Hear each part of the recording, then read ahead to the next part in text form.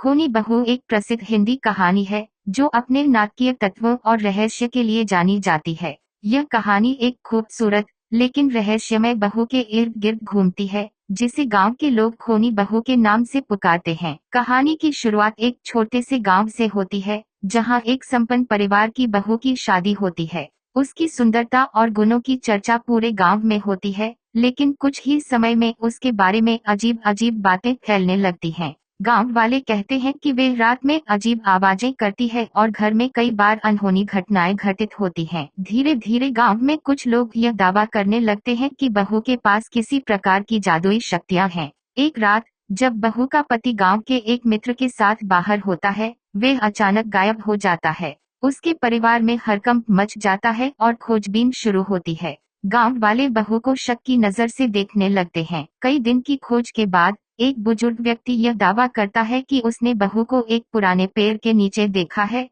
जहां वे एक रहस्यमय सफेद रेशमी साड़ी में खड़ी थी। जब गांव वाले वहां पहुंचते हैं, तो उन्हें पता चलता है कि बहू ने वास्तव में अपने पति को बचाने की कोशिश की थी। वह एक शक्तिशाली आत्मा से लड़ रही थी, जिसने उसके पति को पकड़ लिया था। गांव के लोगों को समझ आता है कि बहू ने अपने पति के लिए कितनी बड़ी कुर्बानी दी है। वह वास्तव में एक अद्भुत शक्ति रखती थी, लेकिन उसकी शक्तियां केवल अच्छे कार्यों के लिए थीं। कहानी का अंत इस तरह होता है कि लोग उसे सम्मान देने लगते हैं और खूनी बहू की छवि बदल जाती है। संदेश: खूनी बहू कहानी हमें यह सिखाती है कि बाहरी रूप रंग से नहीं, बल्कि व्यक्ति के अंदर की अच्छाई से उसका मूल्यांकन करना चाहिए। कभी कभी पहले दृष्टि में जो दिखता है, वे सही नहीं होता।